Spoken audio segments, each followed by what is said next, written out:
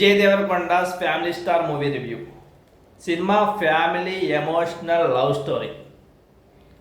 Hero ఒక మధ్యతరగతి వ్యక్తిగా కుటుంబం భారం మొత్తం తన మీద పడడంతో, తనకు వచ్చే సంపాదనతో తన ఫ్యామిలీ మొత్తాన్ని హ్యాపీగా చూసుకుంటూ, తన ఫ్యామిలీని తనని అర్థం చేసుకునే ఒక అమ్మాయి కోసం చూసుకుంటూ 3 సంవత్సరాల నుంచి తన కంపెనీలో పనిచేస్తూ, తనని ఇష్టపడుతున్న అమ్మాయిని సైతం వద్దనుకుంటూ తన ఫ్యామిలీకే ప్రిఫరెన్స్ ఇస్తూ పనిచేసే ఒక వ్యక్తి. ఇక హీరోయిన్ సెంట్రల్ యూనివర్సిటీ చదువుతూ ఒక ధనిక కుటుంబానికి చెందిన ఒక అమ్మాయి. తను విజయ్ దేవరకొండ పెంట్ హౌస్లో రెంట్కుంటుంది. అయితే తాను తన ఫ్యామిలీతో ఎలా మింగిలైంది, విజయ్ దేవరకొండతో ఎలా లవ్లో పడింది అనేది స్టోరీ. ఇక వీళ్ళిద్దరు లవ్లో పడిన తర్వాత హీరోయిన్ చేసిన పని వల్ల హీరోయిన్ విడుకోవాల్సి వస్తుంది.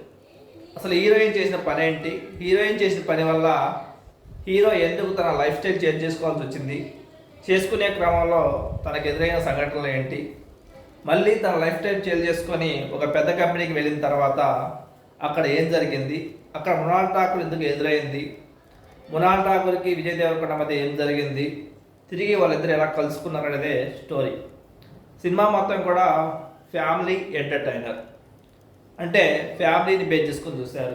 ఫ్యామిలీలోని అంటే ఫ్యామిలీ అంటే ఎవరు, మనం, మన వైఫ్, మన తల్లిదండ్రులు, ఇదే ఫ్యామిలీ అంటే. ఫ్యామిలీ స్టోరీలో ఇంకేముండాలి? కొంతమంది గీతా గోవిందంలా ఉందని, ఇంకెలానో ఉందని చెప్తున్నారు. కానీ సినిమా అయితే ఎక్కడ బోర్ కొట్టలేదు. మొత్తం ఫ్యామిలీ కలిసి చూడదగిన సినిమా. నాకైతే ఎక్కడ బోర్ కొట్టలేదు. చాలామంది బోర్ కొట్టింది, రొటీన్ డ్రామా అంటున్నారు. ఫ్యామిలీ అంటే ఇలాగే ఉంటుంది, అదే స్టోరీ ఉంటుంది, ఇంకేముంటుంది. సినిమాలో మైనసెస్ లేవా అంటే ఖచ్చితంగా ఉన్నాయి. కానీ సినిమా ఇస్ ఫ్యామిలీ ఎంటర్టైనర్, ఖచ్చితంగా చూడవచ్చు. రివ్యూస్ చూసి మాత్రం మీరు మోసపోవద్దు. ఎందుకంటే మీ ఫ్యామిలీతో తీసుకొని వెళ్ళి చూడదగ్గ సినిమా. ఇలాంటి సినిమాలు చాలా తక్కువగా వస్తున్నాయి, చూసాం కదా ఈ మధ్య. డీజే టిల్లు కానీ ఇంకేదైనా సరే అవి మనం ఫ్యామిలీతో చూడలేము. ఇలాంటి మూవీస్ ఫ్యామిలీతో చూడవచ్చు, వాళ్ళకు కూడా నచ్చుతాయి. కాబట్టి మీ ఫ్యామిలీని ఖచ్చితంగా తీసుకెళ్ళండి. క్లైమాక్స్లో హీరో ఒక పొలిటీషియన్తో ఫైట్ చేయాల్సి వస్తుంది. ఆ ఫైట్లో 2 జిల్లాల మనుషులు తీసుకొస్తా, ఇలాగే ఫైట్ చేస్తావా అని అంటాడు. అంతే తప్ప హీరో ఏమి 200 మంది అయితే కొట్టాడు. ఫ్యామిలీ జోలికి వస్తే ఎవరైనా తన ప్రాణాల వరకు ఫైట్ చేస్తారు. అదే హీరో కూడా చేస్తాడు. సినిమాలో మైనస్ విషయానికి వస్తే హీరోకి కొంచెం నోటి దూరం ఎక్కువ. ఆ నోటి దూరం వల్ల ఒకసారి తన అన్నకు దూరం అవుతాడు. తన అన్న మందుకు బానిస అవడానికి కారణం అవుతాడు. అసలు వాళ్ళిద్దరి మధ్య ఏం జరిగింది అనేది మీరు మూవీలో చూడాలి. ఇక రెండో అన్న ఉంటాడు. అసలు ఆ అన్న క్యారెక్టర్ ఏంటో అర్థం కాదు.